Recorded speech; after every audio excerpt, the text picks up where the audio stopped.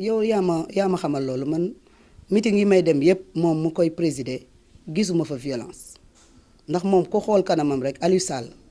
boo ko xoolee ak jëfinam taxawaayam ak waxam ay kàddoom amul dara lu violent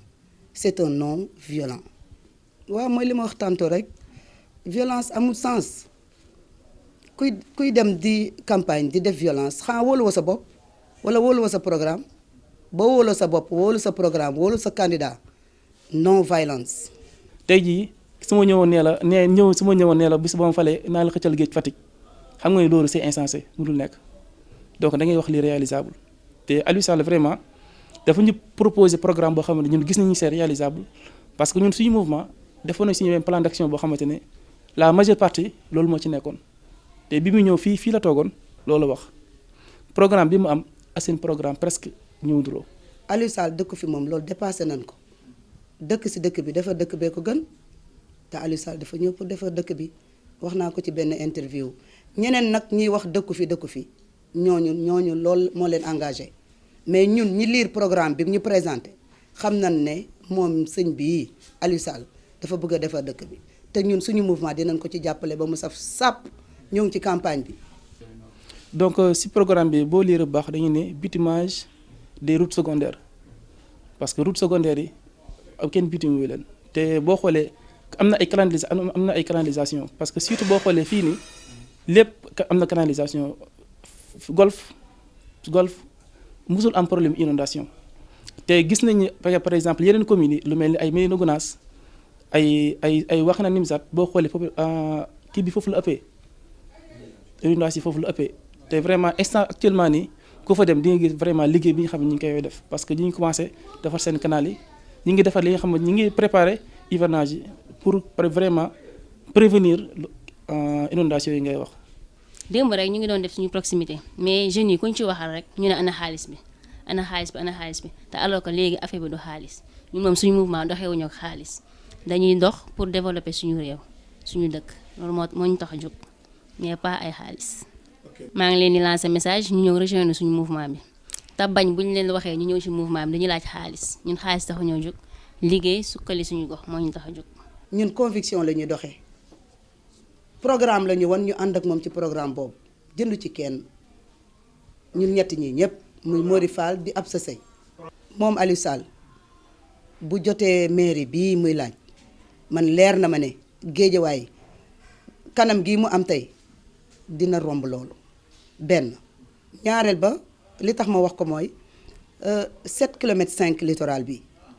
Géejawaay dañoo tàmm di jóge fii di dem liggéeyi di jéggaani maanaam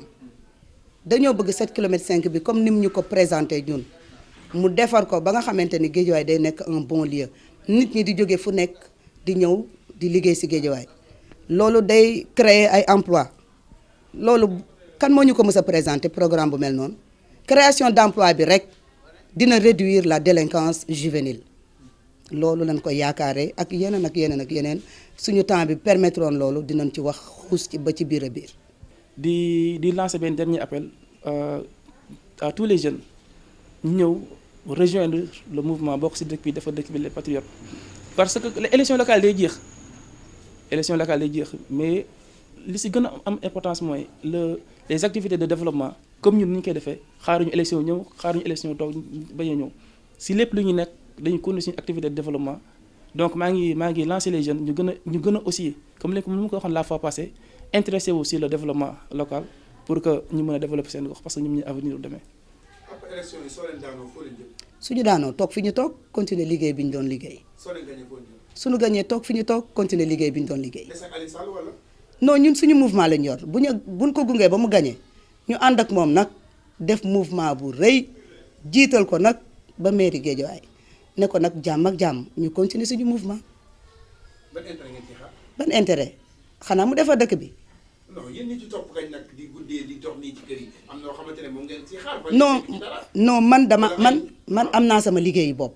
man maa ngi liggéey sama liggéey Aliou Sall bu gañee njëriñu Guédiawaye yépp la bu gañewul ñu xam ne rek yàlla moo ko tuddee noonu mais bu gañee ñun dañu continuer suñu mouvement bu gañewul suñu mouvement day dem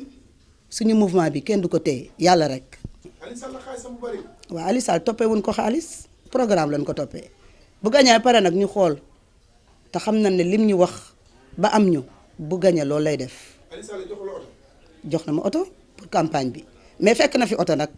fekk na sama rakk ju baax jox ma 4x4 bu baax climatisé mais daf ma ne tegal fële sa oto rakk bi ma jox la oto nga campagne kooku daf ñoo yëg. man moom damay remercier ñi bokk ci mouvement bi yépp ak jigéen ñi di daw si di ut si mouvement bi ñooñu dama leen di wax ñu dal ak jàmm amuñu dara nag dañuy soog a door matagul 1 an mouvement bi nekk nag mouvement départemental ba ay Yoff Ngor Wakaam di ñëw fekk fii réunion dinaan nan leen installé te au sortir maintenant des élections locales dinañ gën a dégg mouvement bi di gërëm ñëpp di sant ñëpp di sant Omar Dieng secrétaire général mouvement bi ak Jama Mbay mi toog nga xam ne ñoom duñu tàyyi léegi gis nga heure bi jot ñu ngi ci proximité di remercier samay doom Thiara Gueye Prince Diouf Maman Dibor ñoom ñëpp di leen remercier di remercier waa diaspora bi sama xarit yu bëri ñoom Fat Seen nekk Londres ñu ngi ci biir mouvement bi di remercier ñëpp bàyyiwuma kenn sama yaay nag je ne cesserai jamais de la remercier di nuyu waa URD di leen xamal ne maa ngi ci biir URD génnuma URD local affaire